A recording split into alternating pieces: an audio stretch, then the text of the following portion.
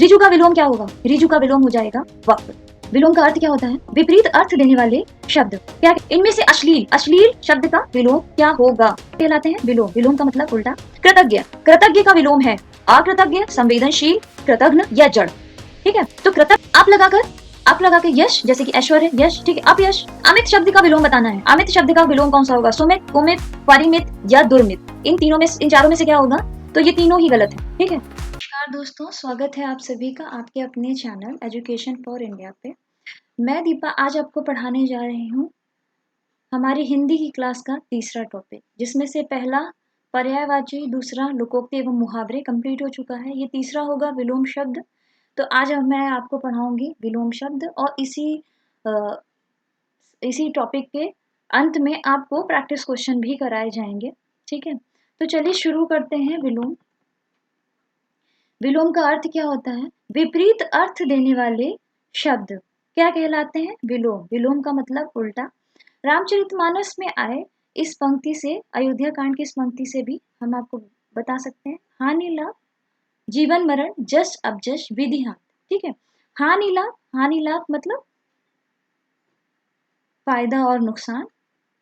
अगर आम भाषा में कहें, फायदा नुकसान, जीना मरना, है ना, जीना मरना, यश अपयश, ये क्या है?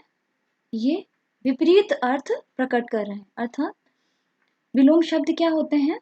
विलोम शब्द किसी भी शब्द के जो विपरीत अर्थ प्रकट करते हैं उसे विलोम शब्द कहा जा सकता है। ठीक है, चलिए। वैसे विलोम शब्द जो होते हैं वे सजातीय होते हैं। सजातीय मतलब कि अगर संज्ञा है, संज्ञा का विलोम संज्ञा बनेगा, संज्ञा शब्द का। सर्वनाम है तो सर्वनाम शब्द का विलोम सर्वनाम बनेगा। विशेषण है तो विशेषण का विशेषण बनेगा। ठीक है, लेकिन कुछ विलोम शब्द ऐसे होते हैं जिनके आगे उपसर्ग लगाने से उनके विलोम बनाए जा सकते हैं। जैसे कि कुछ नियम हम आपको बताऊंगी। जैसे कि आ उपसर्ग। ठीक है, आ उपसर्ग को जोड़कर, जैसे कि प्रत्यक्ष मतलब सामने। ठीक है, अब यहाँ पे प्रत्यक्ष में आप जोड़ दिया गया है तो ये जस्ट उल्टा विपरीत बन गया है, इसका विलोम बन गया है। इसका मतलब क्या हो गया? अप्रत्यक्ष। ठीक है, अप्रत्यक्ष मतलब स्पष्ट रूप से दिखाई ना देना। प्रत्यक्ष मतलब सामने, अप्रत्यक्ष मतलब पीछे कह सकते हैं, या एक पर्दा टाइप का, कि मतलब अप्रत्यक्ष जो सामने आपको दिखाई ना दे। अप लगा कर यश, जैसे कि ऐश्वर्य, यश। ठीक है, अपयश। ठीक है, नुकसान। अपयश मतलब हीनता आना या गरीबी। ठीक है, अपयश हो गया वहां पे। अन्न, अन्न जोड़कर उदात, उदात में अगर अन्न, दात में अनु जोड़ दें, अन्न जोड़ दें तो अनुदात बन जाता है। उदात का अर्थ क्या होता है? उदात का मतलब उच्च हो गया। ठीक है, उच्च में उच्च उदात बन गया। अगर अन्न जोड़ देते हैं तो यहीं पर ये क्या बन जाता है? निम्न बन जाता है। ठीक है, निश, सक्रिय, सक्रिय क्या होता है? एक्टिव फॉर्म कह सकते हैं, या गति। ठीक है, गति में होना, किसी भी चीज का गति में होना, वो क्या हो गया? सक्रिय अवस्था हो गई। अब निश उपसर्ग लगाकर, ठीक है, उस क्रिया को निष्क्रिय कर देना। किसी भी क्रिया को, ठीक है, निष्क्रिय कर देना, यानी इनएक्टिव कर देना। ठीक है, या गतिहीन कर देना, यहाँ पे विपरीत अर्थ प्रकट करता है। साकार, ठीक है, किसी सपने का साकार होना। ठीक है, निराकार, साकार मतलब जैसे भगवान ईश्वर होते हैं, साकार रूप में अगर हम देखते हैं उनको सामने स्पष्ट रूप से, तो वो साकार है। और जिस तरह से कहा जाता है कि कण कण में भगवान है, ठीक है, हर जगह उसको महसूस किया जा सकता है, तो वो निराकार, ठीक है, निराकार अवस्था होगी। आगे विराग, वी जोड़कर उपसर्ग कैसे बनाते हैं? राग में वी जोड़कर उसको क्या बना देंगे? विराग बना देंगे। राग मतलब किसी भी स्थान से जुड़ा। ठीक है, विराग मतलब अलगाव, किसी स्थान से अलगाव। ठीक है, प्रति उपसर्ग जोड़कर। आगामी, आगामी में प्रति जोड़कर प्रतिगामी बना सकते हैं। आगामी मतलब आने वाला। आगामी क्या हो जाएगा, आने वाला, जबकि प्रतिगामी का अर्थ हो गया पीछे जाने वाला। ठीक है, पीछे जाने वाला, यह प्रतिगामी का अर्थ हो जाएगा। दुर, दुष और कु ये उपसर्ग ऐसे होते हैं जो नकारात्मक की तरफ संकेत करते हैं। जैसे कि सज्जन, सज्जन व्यक्ति कैसा होता है, उदार, ठीक है, सही, उसको इनोसेंट भी कह सकता है सज्जन व्यक्ति। दुर्जन यानी कि दुष्ट व्यक्ति, है ना। सदचरित्र, सदचरित्र जब दुष उपसर्ग का प्रयोग करेंगे तो चरित्र में अगर सद लगता है, सदचरित्र मतलब सच्चा चरित्र, ठीक है। दुष लग जाएगा जब चरित्र में तो वहां पे इसका विपरीत अर्थ प्रकट होता है और बन जाता है दुष्चरित्र यानी दुष्चरित्र वाला। कुपसर्ग जोड़कर पात्र में जब हम सु जोड़ते हैं तो वो सुपात्र यानी कि पात्र के योग्य, और कुपात्र मतलब पात्र के योग्य ना होना, ठीक है, कुपात्र। समझ में आ गया। चलिए अगले क्वेश्चन की सॉरी अगले नियम की तरफ पढ़ते हैं कि लिंग परिवर्तन से कैसे विलोम शब्द पहचाने जा सकते हैं। जैसे कि राजा का रानी, भाई बहन, ठीक है, माता का पिता, ये क्या हो गया, लिंग परिवर्तन द्वारा ये विलोम शब्द बनते हैं। भिन्न शब्द, भिन्न शब्द कौन कौन से होते हैं, लाभ हानि बनता है, मूक का वांचाल बनता है, शोर का शांति बनता है। ये क्या है, ये भिन्न शब्द होते हैं जो विलोम बनते हैं। इस पर आधारित प्रश्न है। पहला क्वेश्चन है आवेशित। आवेशित शब्द का विलोम क्या होगा, अनावेशित, अनावृष्टि, अनावृत या अनाश्रित। तो अनावेशित, आवेशित का होगा अनावेशित, उत्तर क्या हो जाएगा अनावेशित। अनावृष्टि, आवृष्टि का अनावृष्टि होता है, आवृष्टि का क्या हो जाता है अनावृष्टि होता है। अनावृत, आवृत का विलोम है, अनावृत जो है ये आवृत का विलोम है, और अनाश्रित जो है ये आश्रित का विलोम है। अनाश्रित किसका विलोम है, आश्रित का विलोम है।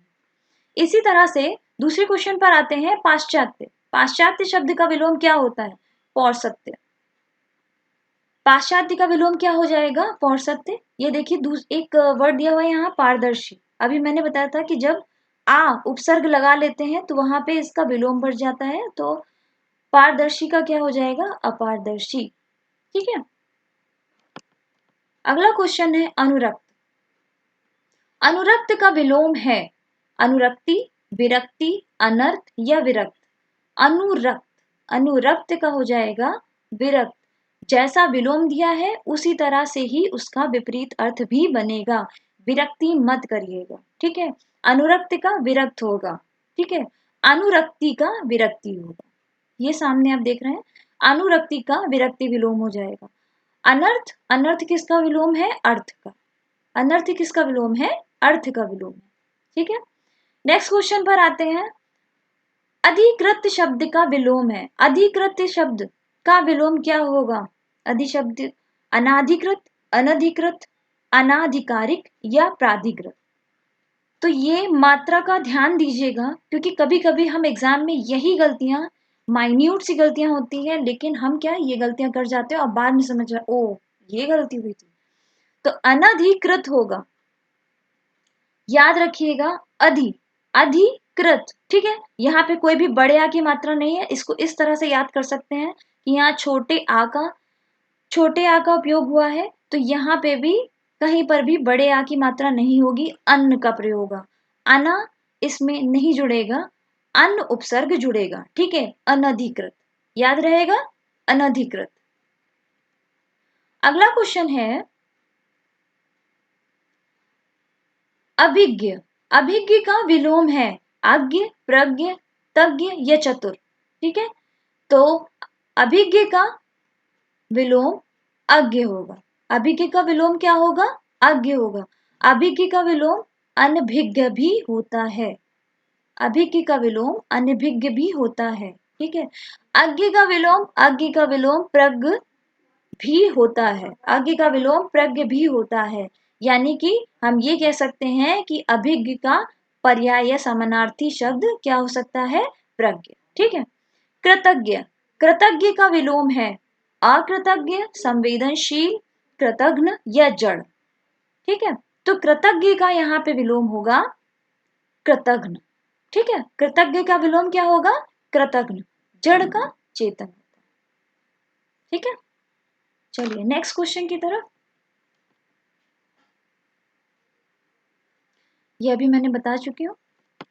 अगला है संकीर्ण का विलोम है। संकीर्ण का विलोम आपको बताना है। संकीर्ण का विलोम क्या होगा? संकीर्ण मतलब किसी भी बड़े पैराग्राफ को छोटे फॉर्म में करके लिखना। ठीक है, छोटे शब्दों मतलब कम शब्दों में अपनी पूरी बात को स्पष्ट करना क्या होता है? संकीर्ण होता है। ठीक है, तो संकीर्ण का क्या हो जाएगा? विस्तृण, यानी कि किसी भी चीज को विस्तार में लिखना, जस्ट इसका उल्टा। ठीक है, तो संकीर्ण का विलोम क्या हो जाएगा? विस्तृण। यहीं पर आप ये भी देख रहे हैं संक्षेप, संक्षेप छोटे में लिखना, उसी का जस्ट विलोम हो जाएगा विस्तार में लिखना। ठीक है, विकीर्ण का हो जाएगा अकीर्ण। विकीर्ण का विलोम क्या हो जाएगा? अकीर्ण। ठीक है, याद रहेगा। चलिए, अमित शब्द का विलोम बताना है। अमित शब्द का विलोम कौन सा होगा? सुमित, कुमित, परिमित या दुर्मित। इन चारों में से क्या होगा? तो ये तीनों ही गलत है। ठीक है, सुमित, कुमित और दुर्मित नहीं होगा, बल्कि अमित का विलोम होगा परिमित। क्या होगा? परिमित। ठीक है, उन्मूलन, उन्मूलन का विलोम है। उन्मूलन का विलोम रोपण होगा। रोपण जैसे किसी पौधे को रोपित करना। ठीक है, किसी पौधे को रोपित करना, तो यहाँ पे इसका उन्मूलन का विलोम क्या हो जाएगा? रोपण। ठीक है, बाकी तीनों ही गलत। उन्मीलन का निमीलन होता है। उन्मीलन का निमीलन होता है, याद रखिएगा।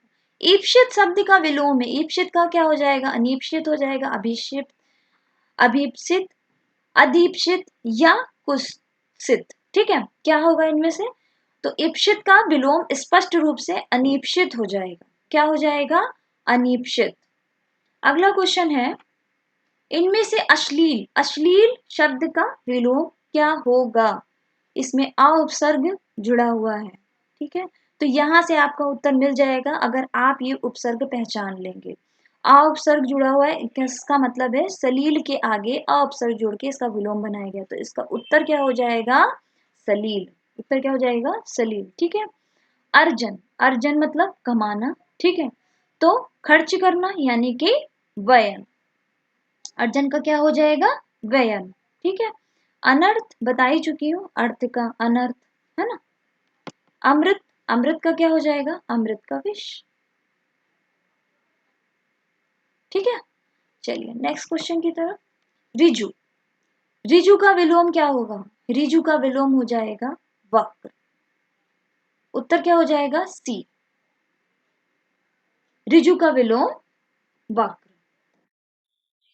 अन्य शब्दों में सरल, सरल, अवक्र, सीधा, ये भी रिजु के विलोम के फॉर्म में ले सकते हैं।